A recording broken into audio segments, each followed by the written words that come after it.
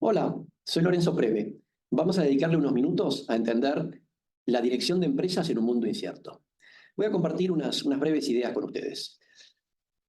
Esta es el K2. El K2 no es la montaña más alta del mundo, con 8.611 metros por encima del nivel del mar, es la segunda montaña más alta del mundo. Sin embargo, es considerada una de las más difíciles de escalar. De hecho, hasta el 16 de enero de 2021, era la única de las montañas de arriba de 8.000 metros que no había sido conquistada durante el invierno. Ese día, una cordada de 10 sherpas nepalíes, ya sé que en la foto hay 8, pero eran 10 los que llegaron, hizo cumbre en invierno y se convirtieron en los primeros en lograr esa hazaña. Eh, por qué traigo esta montaña a una clase de Risk Management? Bueno, porque la idea acá es que tratemos de salir del mundo de la empresa y entremos un poco al mundo personal, de alguna manera, como para que podamos sentir el riesgo y la incertidumbre también en el cuerpo y no solamente en algo más abstracto como puede ser una empresa. Entonces, supongamos que tenemos el proyecto de llegar a la cumbre del K2, y que ese es nuestro proyecto. Y uno dirá, bueno, mi objetivo es hacer cumbre y hacer cumbre en el K2. Bueno, la realidad es que eh, de cada 4 personas que hacen cumbre, solo 3 vuelven vivos al campamento base. Por lo tanto, diría que nuestro objetivo será el de volver vivos al campamento base, si es posible, habiendo hecho cumbre en la montaña. Ahora, ¿cómo planificaríamos una expedición de este tipo? Claramente vamos a planificar con mucho detalle, ¿no? Muy meticulosamente. El primer día subiremos por este lugar y doblaremos arriba de tal roca y ahí haremos el campamento del primer día y el segundo día haremos tal escalada y el tercer día y el cuarto atacaremos la cumbre y llegaremos a la cumbre antes de las 2 de la tarde y empezaremos a bajar, etcétera. Y el octavo, noveno día llegaremos al campamento base. Ese es el plan. ¿Y después qué pasa? Después viene la realidad. Después viene lo que ocurre cuando empezamos a caminar y a escalar. ¿Y qué puede ocurrir? Bueno, puede pasar que el clima sea diferente al esperado, que el estado físico o el estado de salud o el estado de ánimo o mental de nuestros compañeros de expedición no sea el esperado, o que la temperatura de la nieve o la dureza del hielo o de la roca no sean las esperadas. O sea que puede haber una gran cantidad de contingencias, una gran cantidad de eventos o de situaciones que nos aparten de nuestro plan. Y puede ser que lleguemos a la cumbre y de vuelta al campamento base más o menos como lo esperábamos, puede ser que lleguemos mejor de lo esperado, o puede ser que lleguemos peor de lo esperado, o que ni siquiera lleguemos. Bueno, eso es exactamente lo que ocurre con nuestros planes, con nuestros proyectos, y la incertidumbre y el riesgo. Nosotros tenemos un plan, tenemos un proyecto, y ese plan o ese proyecto después tiene que hacer las cuentas con la realidad. Y ahí es donde entra la incertidumbre y el riesgo. ¿Cómo funciona esto en la empresa? Bueno, tenemos un valor del tipo de cambio. ¿Cuánto debe valer el dólar para este momento? ¿Cuánto lo tenían en su presupuesto? ¿Cuánto será la tasa de interés y la tasa de inflación respecto de lo que esperábamos? Entonces, esto claramente hay una cantidad de variables económicas, macroeconómicas, financieras que van a ser nuestra incertidumbre en nuestro plan de negocios. Pero no es solamente variables financieras. ¿Conseguiremos el recurso humano? ¿Conseguiremos el talento que necesitamos? ¿O el talento que tenemos lograremos retenerlo en la compañía? ¿Lograremos que trabaje con nosotros de la manera que esperamos que lo hagan? ¿Seremos capaces de retener el conocimiento en la organización o cada vez que se va una persona tenemos que aprender todo de vuelta? ¿Tendremos algún evento de ciberseguridad? Hoy la ciberseguridad es claramente uno de los problemas más importantes que tenemos en las organizaciones. No solamente en las empresas con fines de lucro, digamos, pero también puede pasar en entidades sin fines de lucro, en entidades municipales e incluso a las personas físicas. ¿Cuántos han sido víctimas de algún tipo de fraude o de ciberataque? Después hay todas las cuestiones relativas con la seguridad, con los accidentes, ya sea en los edificios, en la infraestructura. Tuvimos una pandemia. Tuvimos una pandemia, claro, ahora todos nos acordamos del COVID y está perfecto. Pero ahora estamos hablando del dengue. Por otro lado, antes del COVID habíamos tenido la gripe aviar, habíamos tenido la porcina. O sea, ¿cuántos de estos temas de enfermedades o de pandemias o de epidemias impactan en nuestro negocio, en nuestra capacidad de operar? Por supuesto que la del COVID fue tremendamente fuerte, fue tremendamente impactante, pero no es la única, digamos. Eventos climáticos, de todo tipo, por supuesto que hay eventos climáticos y eventos de cuestiones naturales de todo tipo. Temas de calidad, temas de calidad de nuestro producto, de nuestro servicio. Y piensen una cosa, hace 25 años, cada vez más lejos, ¿no? Pero hace 25 años un evento de calidad era un problema entre la empresa y el consumidor, el cliente. Hoy, entre las redes sociales y el periodismo de datos, les diría que hoy un evento de calidad puede convertirse en un impacto grave, incluso permanente, en la reputación de una organización. Después tenemos el compliance, algo que hasta hace unos años ni siquiera sabíamos bien a qué se referían cuando nos hablaban de compliance, y hoy aparece el compliance como un evento de riesgo claramente importante en las empresas. Y ustedes pensarán, bueno, eso es algo para las multinacionales. Ojo, es para las empresas grandes y para toda su cadena de valor. Por lo tanto, es cada vez más común que pequeñas empresas y casi les diría microemprendimientos empiecen a tener que tener algunas políticas para gestionar, para generar el cumplimiento de cierta normativa para que su cadena de valor se quede tranquila. O sea que los riesgos de compliance están cada vez más adquiriendo cada vez más importancia en las organizaciones. Después tenemos una cantidad de riesgos políticos. Fíjense, un gobierno toma decisiones y con esas decisiones impacta favorable o desfavorablemente en los agentes económicos, por llamarlo así. Agentes económicos que pueden ser personas físicas o empresas. La sociedad responde a estos eventos, a estas acciones de los gobiernos. Por un lado hay una respuesta en la calle, uno lo podría llamar a esto sociopolítica. Tenemos a la sociedad manifestándose en las calles. Hasta el 2001 prácticamente no existía la protesta masiva en la calle. De 2001 a hoy, y esto no es solamente para Argentina, esto es para cualquier país del mundo, ya hoy está el evento de manifestaciones en la calle, es un evento que existe, e incluso, si lo piensan, es un evento que está logrando torcer las voluntades de muchos gobiernos. Abundan los ejemplos donde por la manifestación de la sociedad los gobiernos han cambiado decisiones. Hubo decisiones sobre los subsidios al petróleo en Ecuador, hubo cambios de constitución en Chile, en fin, hubo una cantidad de eventos donde la sociedad en las calles doblegó de alguna manera la voluntad de un gobierno, cosa que era absolutamente impensada antes.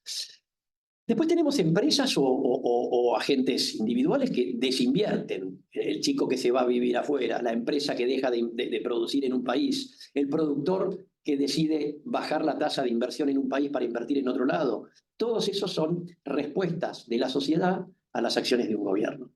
Otra forma que la sociedad responde a un gobierno es en el proceso eleccionario. Y si ustedes se fijan, todos los últimos procesos eleccionarios han tenido una característica común, que es la gran dispersión entre los candidatos que llegaron a ser finalistas. Por lo general tuvimos candidatos que llegaron a una final en algo parecido a un empate, pero que además esos dos candidatos eran completamente alejados del centro y estaban en los extremos del espectro de la política. Hemos tenido extremas izquierdas y extremas derechas en la competencia y prácticamente empatados entraban a la segunda vuelta. Esto es cierto para América Latina, como podemos estar viendo ahí, pero también es cierto para muchos de los gobiernos europeos. Tenemos el ejemplo de Putin, incluso cuando no hubo un balotaje o un repechaje, lo que tenemos es que los que ganan suelen ser los candidatos extremistas. Meloni en Italia, Orbán en Hungría, Putin en Rusia. Si se fijan, la gran mayoría de los candidatos son alejados del centro. Trump y Biden están mucho más lejos del centro que lo que estaban Clinton y Bush, por ejemplo. Así que bueno, me parece que esta es una realidad interesante cuando piensan en el riesgo político en las organizaciones y en la sociedad. Y por otro lado, el otro efecto del riesgo político, que es una continuación de los primeros tres que manifesté ahí, es el impacto geopolítico. Lo que está pasando en Ucrania con la invasión rusa, o todo el gran miedo que hay en la frontera entre China y Taiwán, frontera marítima, pero frontera al fin. Lo que está pasando en Medio Oriente, son todos efectos geopolíticos que en principio vienen de todo lo que se está viendo en los procesos eleccionarios, que a su vez está influenciado por el impacto en la sociedad de las decisiones de los gobiernos. Así que me parece que el riesgo político es súper importante y no podemos dejar de considerarlo. Por otro lado, estamos frente a un mundo que cambia, y que cambia muy fuerte. Y les diría que cambia muy fuerte en dos aspectos. El primero es el tecnológico. Desde la irrupción de Internet a esta parte hemos tenido un impacto de la tecnología en nuestras vidas que ha sido gigantesco. Desde que tenemos sensores que capturan todo tipo de información de todos lados, todo tipo de datos, perdonen, de todos lados. Esos datos los mandan a la nube, donde son procesados, guardados y utilizados creo que la ciencia de datos que tiene todos estos componentes está siendo hoy una de las grandes revoluciones del mundo de los negocios. Y empezamos a ver una especie de frontera que separa las empresas que usan datos de las empresas que no usan datos. Y hagan un minuto de reflexión sobre esto. ¿Cuántos datos tienen sus empresas? ¿A qué cantidad de datos acceden? ¿Y cuántos de esos datos los convertimos en información que genera un negocio? Este es un punto para mí súper importante. Por otro lado, lo que tenemos es una enorme cantidad de máquinas, una enorme cantidad de robots, una enorme cantidad de algoritmos. La inteligencia artificial no es mucho más que eso, es un algoritmo que tienen estos robots también y las máquinas, la capacidad de aprender, la capacidad de ejecutar. Entonces, me parece que este es un punto súper importante. Antes los robots tenían que estar en un lugar independiente porque no podían convivir si vale la palabra, con humanos porque no tenían la capacidad de no ser brutos, era fuerza bruta lo que había en un robot antes. Hoy los robots conviven con las personas en cientos de ejemplos en la vida real, no solamente en las líneas de montaje en una fábrica donde hay robots al lado de personas, sino, por ejemplo, cuando cuidan gente adulta mayor, como por ejemplo es el caso de Japón o el caso de muchos países. En Estados Unidos hasta hace poco hubo una campaña muy fuerte a favor de dieron los subsidios para que la gente pueda tener robots que los acompañen. En fin, lo que vemos es un gran crecimiento de las máquinas en nuestras vidas. Después tenemos la realidad. La realidad es lo que nosotros capturamos a través de nuestros sentidos. Bueno, esto era por lo menos hasta hace unos años. Lo que pasa es que hoy con la realidad virtual podemos apagar algunos sentidos y los podemos reemplazar por los que nosotros querramos. Y la realidad aumentada lo que nos permite es a los sentidos que nosotros ya tenemos ponerles superpoderes. Entonces, a partir de un anteojo de realidad aumentada o a partir de mirar las cosas a través de un teléfono, lo que puedo ver, por ejemplo, es la opinión del público sobre un determinado restaurante o la huella de carbono que tiene un producto que estoy por comprar en un supermercado, etcétera, etcétera. Tenemos todo el proceso de digitalización y desmaterialización. ¿Qué quiere decir eso? Yo tengo un producto físico y lo puedo convertir en un producto digital, y tengo un producto digital y lo puedo imprimir y convertir en un producto físico.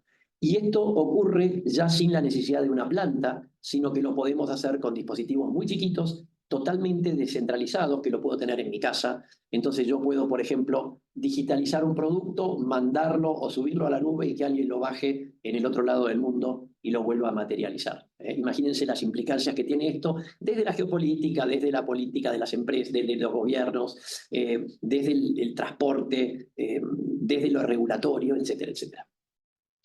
Después aparece todo lo que está relacionado con el blockchain, las criptomonedas, etcétera. ¿Hasta cuánto va a seguir creciendo? Las opiniones hoy les diría son de lo más dispares, pero parecería que esto está creciendo y fuerte. Así que bueno, ese es otro de los puntos. Y la verdad que uno podría llenar slides y slides de esto, pero la idea era solamente dar algunos ejemplos para que nos queden la idea. Decíamos que el mundo cambiaba en dos cosas. Uno era lo tecnológico y el otro es lo demográfico. Por ahí uno lo puede completar diciendo social y demográfico. Pero ¿qué estamos viendo en este campo? Estamos viendo que, por un lado, la cantidad de nacimientos en los últimos 70, 80, 100 años ha caído a la mitad. De casi 6 hijos por mujer, estamos en menos de 3 hijos por mujer en el mundo. La expectativa de vida a principios del siglo pasado era 32, 33 años por persona, y ahora estamos arriba de los 70. Se duplicó. ¿Qué pasaría si yo les viniera hoy y les dijera, señores, la expectativa de vida se va a duplicar? Hoy estamos en 75, o sea que vamos a vivir 150 años para fines de este siglo. Me van a mirar como si fuera un extraterrestre. Bueno, puede ser, y yo tampoco puedo garantizarles que eso va a ocurrir. Ahora, durante el último siglo eso pasó. ¿Seguirá pasando? No lo sé. La otra cosa es que está aumentando la cantidad de gente arriba de 60 años. A algunos les gusta decir la cantidad de jubilados, otros hablan de productividad y de no productividad, llámenlo como quieran, pero el mundo está envejeciendo, la población está envejeciendo. Esto que les mostré son promedios. Si lo miramos en valores ya en países, lo que vamos a ver es que la cantidad de hijos por mujer cayó muy fuerte hace ya varios años en Europa y ahora está estabilizada en números relativamente bajos, incluso muy por debajo del promedio. De hecho, el crecimiento demográfico de los países europeos hoy depende de la inmigración. Y vemos que en África siguen naciendo una cantidad de hijos por mujer, aunque está cayendo ese número también. Vemos que la expectativa de vida también tiene mucha dispersión. Tenemos países como Japón, que ya está arriba de 85 años de la expectativa de vida. Y tenemos un porcentaje de la población de más de 60 años que como lo pueden ver ahí, en algunos países está por encima del promedio, pero ahí lo que tienen es esa curva que violeta, que se ve poco, es Japón. Y en Japón el 35% de la población tiene más de 60 años. Es un número gigantesco. Ese número en la década del 50 era un 8%. Así que me parece que este es un punto para tener en cuenta. Por otro lado, esto genera un impacto en las pirámides poblacionales. Esta es la pirámide poblacional del mundo en 2020. Fíjense, éramos 7.794 millones de personas con esa forma de pirámide. Habíamos ya cambiado la concavidad de la curva de crecimiento. Fíjense que ahí donde se cruzan esas dos rectas es donde estábamos en 2020. ¿Y qué quiere decir eso? Bueno, quiere decir que estábamos creciendo un poquito más que proporcionalmente y ahora empezamos a crecer, seguimos creciendo pero cada vez menos. Hacia fines de este siglo, en alrededor de 11.000 millones de personas, se cree que el mundo va a dejar de crecer en promedio. ¿Por qué recalco lo del promedio? Bueno, porque esta es la pirámide poblacional de África Occidental, donde hay 400 millones de personas. Fíjense que son muy pocos, pero fíjense la forma que tiene esa pirámide y fíjense que esa población todavía está creciendo. Y del otro lado tenemos Europa. Esta es la pirámide poblacional de Europa en 2020. Los 196 millones de personas que tenemos en Europa, fíjense que ya están bastante más arriba en la pirámide, y fíjense que ya tenemos esta pirámide, esta curva en donde ya estamos empezando a bajar. Si esto en lugar de mirar el promedio europeo, miráramos algunos países, ya veríamos que muchos de esos países ya empezaron a bajar hace rato. Entonces, lo que tenemos es, y fíjense la bandita de abajo de todo, fíjense la diferencia entre casi 16% de chicos entre 0 y 4 años en África, o sea, la pirámide central, la barra más baja, y en Europa ese 16% en África es menos del 5%, porque no llegamos al 2,5% de varones y mujeres. O sea que fíjense que lo que tenemos es una pirámide poblacional que está muy cambiante dependiendo de dónde miremos. Después tenemos las nuevas generaciones, con toda otra relación con la vida, con el trabajo, con ciencia medioambiental, que para las generaciones anteriores resultan un desafío, pero son nuestros colegas, nuestros empleados, nuestros consumidores, por supuesto que los hijos de la generación anterior. Entonces, ¿qué tanto nos sabemos relacionar con esta nueva generación? Bueno, hay toneladas de libros escritos sobre esto, no voy a abundar. Sin embargo, me parece que es un punto dentro de lo social que no nos podemos olvidar. Todos estos cambios juntos han generado que muchas de estas empresas famosas y súper exitosas desaparezcan. El caso de Kodak y el de Nokia son como por ahí los más emblemáticos, empresas que han tenido que cambiar drásticamente su modelo de negocio y que han desaparecido como lo que eran. Ahora, fíjense que no son las únicas. Este es un trabajo que se hizo en el año 2015, donde muestra que el 52% de las empresas del Fortune 500 fueron reemplazadas, adquiridas, fundidas o se achicaron en esos 15 años que iban del 2000 al 2014. Este es un estudio que se llama Constellation Research, que hizo el profesor Ray Wang en la Universidad de Pensilvania. Me parece interesante además ver que las empresas que se fueron, de a poco fueron siendo reemplazadas por empresas llamadas de la nueva economía, del .com, en donde ni siquiera estábamos muy seguros de entender el modelo de negocio hasta hace unos años, ¿no? Es más, muchos no sé si todavía terminan cabalmente de entender el modelo de negocio de estas empresas que reemplazaron las empresas más tradicionales. Así que me parece que este es un punto interesante para pensar. Ahora, con esto lo que quería era mostrarles simplemente algunos de los riesgos y algunas de las fuentes de incertidumbre que tenemos en las organizaciones. La pregunta que nos deberíamos hacer ahora es, íbamos a ir al K2, ¿se acuerdan? ¿Alcanzaremos nuestro objetivo, que era subir la montaña y llegar al campamento base vivos? Si le pregunto a la Real Academia Española, me dice que riesgo es contingencia o proximidad de un daño. Cuando le pregunto por incertidumbre parece que estaban menos inspirados, ¿no? Pero fíjense lo interesante, al riesgo le ponen una connotación negativa, hablan de daño. A incertidumbre no le ponen la connotación negativa. Parecería que es certidumbre versus incertidumbre es no estoy seguro de lo que voy a lograr. Podría ser que logre algo mejor de lo esperado también. El riesgo parecería que no. Sin embargo, yo voy a definir riesgo como cualquier variación con respecto a un valor esperado, que si lo piensan es muy parecida a la definición de incertidumbre. O sea, para mí, riesgo e incertidumbre son la variación con respecto a un valor esperado. ¿Y qué es el valor esperado? Y bueno, para cada uno es algo distinto. Para una empresa puede ser el plan de negocios, para el directorio de una empresa puede ser el plan estratégico, para el jefe de mantenimiento o para el jefe de planta puede ser el plan de producción o puede ser el plan de mantenimiento de la maquinaria. O sea, tenemos un valor esperado. ¿Qué es el riesgo? Lo que nos aparta de ese valor esperado. Fíjense que la variación puede ser positiva o negativa. De alguna manera te diría, si vos estás dispuesto a aguantar la variación negativa, tal vez tenés acceso a una variación positiva. ¿Se ve? ¿Dónde impactan los riesgos en una organización? Claramente impactan en el flujo de fondos y en el valor de la empresa. Eso es bastante obvio, es bastante claro. Es casi una de las primeras cosas que se empezó a estudiar cuando la gente estudiaba risk management. Pero también impactan en la reputación, en la capacidad de operar, en el medio ambiente, en la moral de los empleados, en la salud de las personas. O sea que de alguna manera el riesgo, si lo piensan, impacta en todos los stakeholders de la organización. Fíjense qué interesante que es este concepto, ¿no? Y ustedes me dirán, bueno, al final del día, ¿qué me importa? Porque si al final todo llega al flujo de fondos. Sí, tenés razón, pero proteger la capacidad operativa y proteger el flujo de fondos requieren acciones de mitigación distintas. Una póliza de seguro me puede proteger el flujo de fondos, pero no me va a proteger la reputación o la capacidad de seguir operando. Entonces, claramente, tengo que entender bien, cuando miro mis riesgos, en dónde pienso que pueden impactar.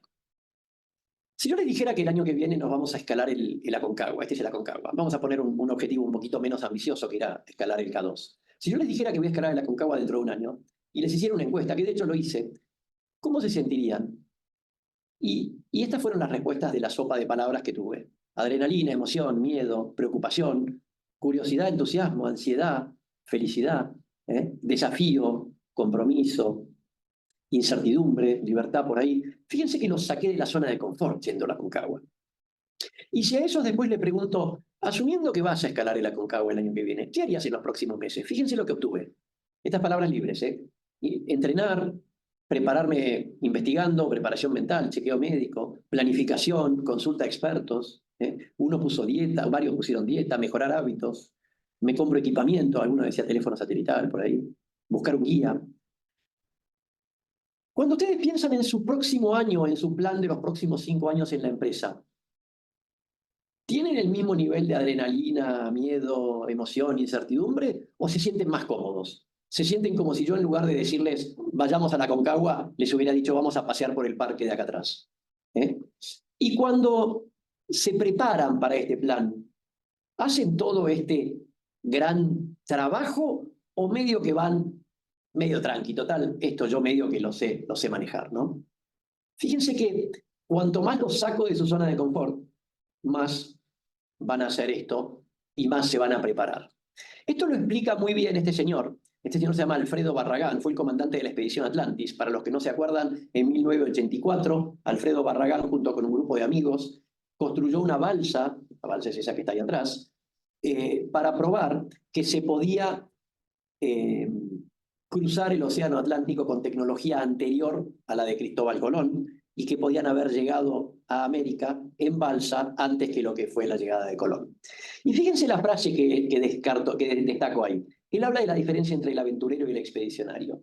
Él dice, el aventurero sale al mar a ver qué va a pasar, mientras que el expedicionario sale al mar sabiendo lo que va a pasar y con un plan de acción. Fíjense la gran diferencia. O sea que si vuelvo a mi ejemplo de la Concagua o de ir a pasear por el patio de atrás, cuando vamos a pasear por el jardín de atrás, vamos a ser probablemente aventureros. Ahora, cuando los llevo a la Concagua, probablemente seamos más expedicionarios. Y esta diferencia entre aventurero y expedicionario me parece que es súper importante acá. Este señor que están viendo acá, David Lama, fue el primero en hacer la escalada libre en la cara oriental del Cerro Torre en la Patagonia. Este señor era una leyenda en el mundo del alpinismo. David Lama fue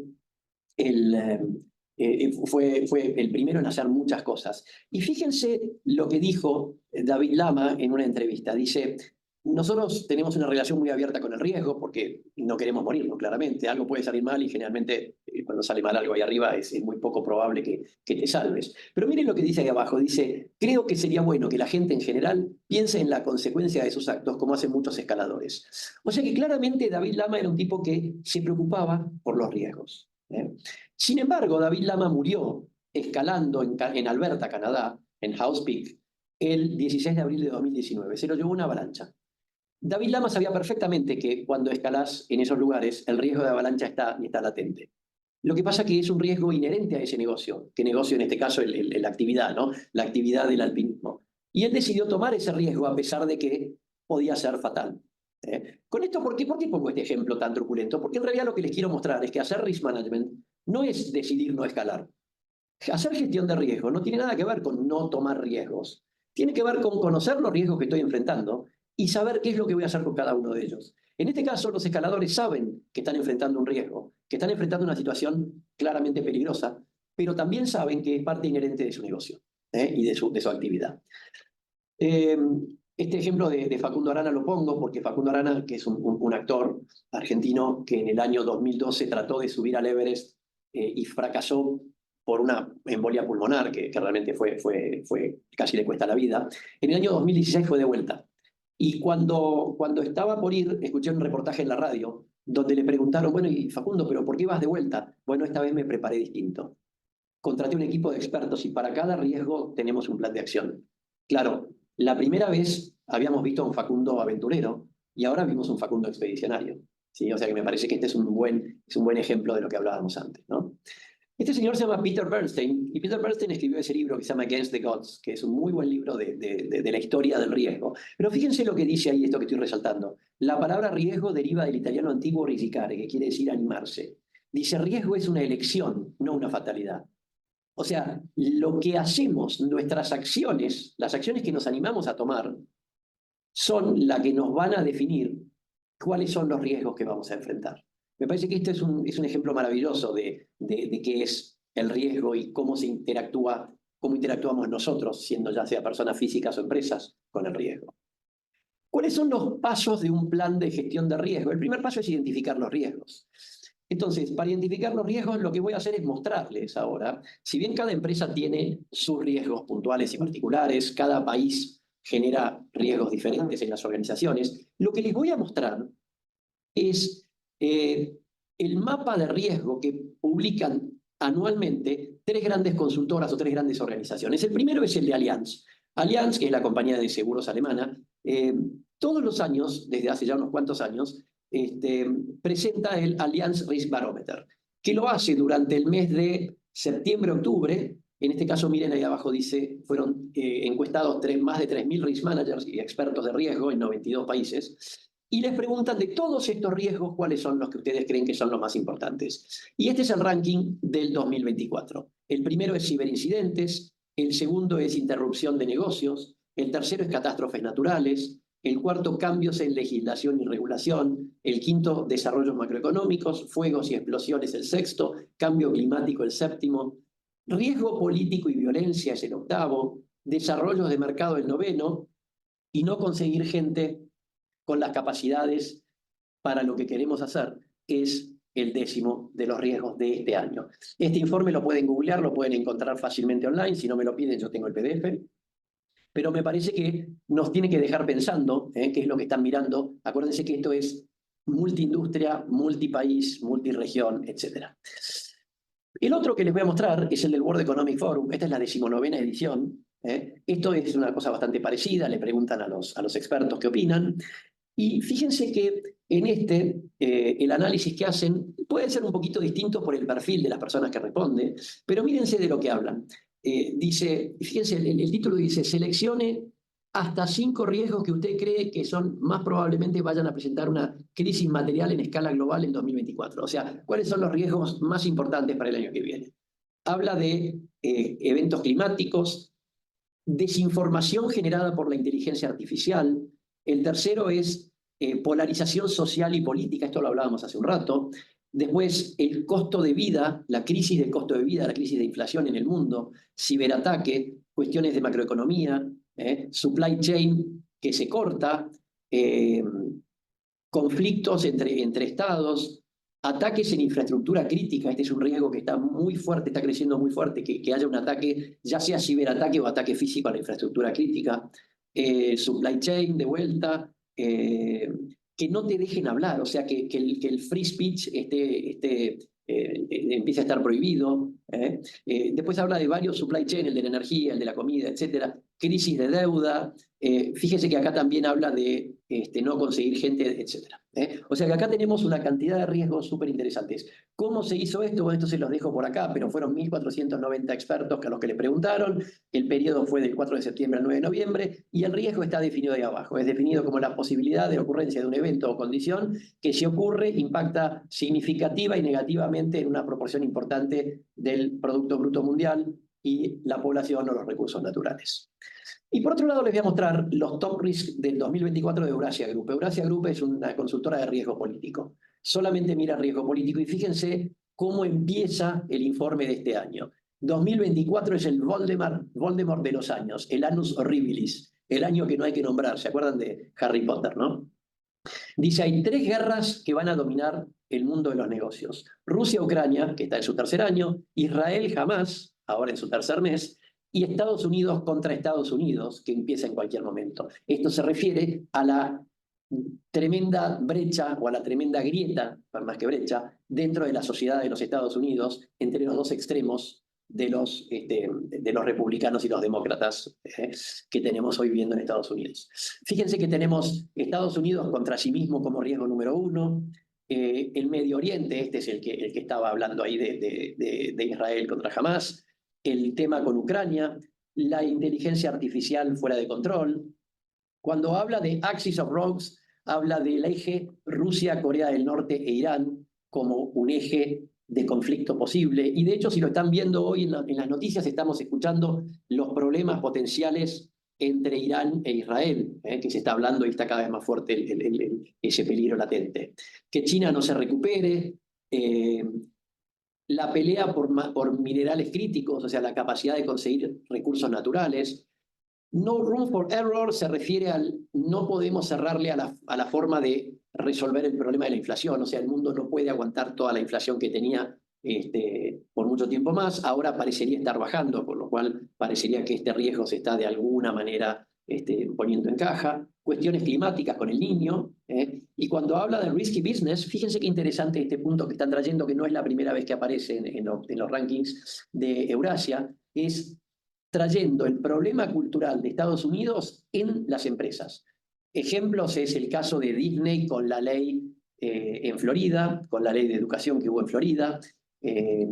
Ejemplo es compañías que tienen presión para no venderle a gente que tiene una determinada inclinación política, no venderle sus productos o no hacer negocios con empresas que están vinculadas con un tal o cual sector. O sea que esto me parece que puede ser muy importante que lo miremos. O sea que acá tenemos los 3 principales mapas de riesgo 2024 de las principales consultoras internacionales.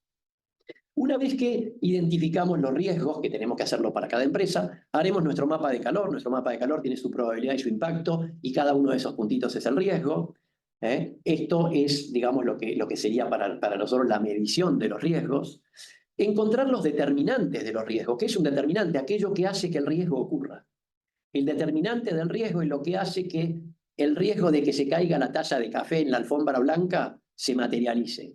Y la taza de café se va a volcar si los chicos entran al living a jugar con la pelota de fútbol cuando la taza está en el piso. Entonces, el determinante de los riesgos. Después tenemos que hablar de mitigar los riesgos. ¿Qué es mitigar un riesgo? Mitigar un riesgo es bajar su probabilidad de ocurrencia, bajar su impacto o una combinación de ambas. ¿Sí? Cuando hablamos de gestión de riesgo, sobre todo desde inicio de este siglo, se empieza a hablar mucho del cisne negro. ¿Qué es el cisne negro? Bueno, el cisne negro viene de un famoso libro de Nassim Taleb, que dice que el cisne negro no existe, pero que cuando de repente nos damos cuenta que existe es una cosa tan poco probable y que si ocurre el impacto es devastador. Sin embargo, déjenme decirles que ejemplos verdaderos de cisne negro hay muy pocos. Hay muy pocos verdaderos cisnes negros. Lo que hay mayormente, y esto es una genialidad que publicó Santiago Bilinkis hace un par de años, lo que hay son patos negros. ¿Y qué es un pato negro? El pato negro es algo que te lo vienen diciendo, te lo vienen diciendo. Fíjense lo que dice ahí. Lo curioso es que pese a la reiteración de advertencias y la profundidad de la disrupción, la gran mayoría de las personas continúa con su vida exactamente igual, sin prepararse de modo alguno para este escenario. Y este es precisamente el pato negro, un fenómeno de ocurrencia probable, relativamente cercano, profusamente anunciado, para el cual, pese a ello, nadie se prepara. FinTech. ¿Les suena? Cuando estábamos hablando de FinTech hace 10 años, de repente irrumpió FinTech y generó una tremenda disrupción en el sistema financiero mundial y después en cada uno de los países. El InsurTech en el mundo de los seguros, el AgTech en el mundo del agro, todos los que son los negocios basados en la ciencia de datos para todas aquellas empresas que teniendo datos no los convierten en información y así sucesivamente. Y por último, lo que se necesita es un profundísimo cambio cultural. Y para el cambio cultural se me ocurrió, para no hacer una gran perorata, mostrarles esta foto. Si ustedes ven esta foto, lo que están viendo ahí es un espejo de agua con algunas plantitas. Sin embargo, y sobre todo si ustedes fueron a pescar, lo que les va a interesar es ver que ahí hay una trucha. ¿Por qué no la vimos en la primera foto, si la foto es la misma? Bueno, porque en la primera foto estaba la trucha tapada por el espejo de agua o la pátina de luz arriba del espejo de agua. Esa luz que se reflejaba con un anteojo polarizado desaparece y podemos ver lo que hay debajo de la superficie. Entonces, si yo estoy buscando los riesgos, ¿qué me pasa? Que muchas veces no los veo. ¿Por qué no los veo? Porque no tengo anteojos polarizados. ¿Qué son mis anteojos, mi falta de anteojos polarizados? Y es que yo hace muchos años que me viene yendo bien con lo que estoy haciendo. Y entonces, yo te digo que ahí no hay pescado. Ahí no hay una trucha. Y resulta que sí que estaba. Entonces lo que necesitamos es generar un cambio cultural que nos permita identificar los riesgos y hacer cosas con respecto a ellos. Entonces eso es un punto clave para poder implementar un modelo de gestión de riesgo. Algunas ideas para que nos quedemos y ya con esto termino. Sin riesgo no hay empresa. No existe una empresa que no tome riesgos. Por lo tanto, no es que hacer risk management es no tomar riesgos. No, señor. No hacer risk management, hacer risk management quiere decir tratar de encontrar los riesgos, identificarlos y hacer algún tipo de gestión con ellos. Quiere decir anticiparse. Fíjense, una empresa es una organización que genera valor para sus stakeholders a partir de su capacidad de asumir riesgos. Cada negocio trae riesgos asociados. No existe un negocio que no tenga riesgo. Si hubiera un negocio que no tiene riesgo, tiene que ganar lo que gana la rentabilidad de una tasa libre de riesgo. Y nadie nos va a poner una inversión para ganar la libre de riesgo. Se compran un bono ellos. Entonces, cada negocio trae riesgos asociados. La tarea que tenemos que hacer todos, no solamente el risk management, es gestionar estos riesgos de manera integral. No es que el de finanzas mira los riesgos financieros y ya y todo el resto me da lo mismo. Hay que hacer un seguimiento sistemático de los determinantes, porque de esta manera vamos a anticiparnos a la llegada de los eventos negativos o de los eventos positivos. Hay que diseñar todo un plan y una estrategia de mitigación, no cuando el evento ocurrió. El Business Continuity Plan, por ejemplo, no se hace cuando ya ocurrió el evento, se hace mucho antes, se hace cuando se identifica el riesgo. Es como salir a comprar una póliza de seguro cuando ya tuviste el incendio. No es así, la póliza de seguro la comprás el día que decís podría haber un incendio. Bueno, esto es lo mismo. Hay que crear una cultura de gestión basada en anticipar riesgos y oportunidades y entender que una empresa que gestiona sus riesgos puede hacer más negocios. ¿Por qué? Porque cada negocio le va a aportar una cantidad de riesgo conocida, o por lo menos estimada, y no la cantidad de riesgo que se nos ocurra. ¿Se acuerdan cuando hablaba antes de Peter Bernstein que decía los riesgos que enfrentás son los riesgos que vos querés enfrentar, el del libro que les mostré antes? Bueno, efectivamente, vamos a tener la cantidad de riesgos que nosotros queremos tomar. Termino con la viñeta de Charlie Brown y Snoopy. Charlie Brown diciendo, Snoopy, un día nos vamos a morir. Y Snoopy diciendo, sí, Charlie, pero todos los otros días no.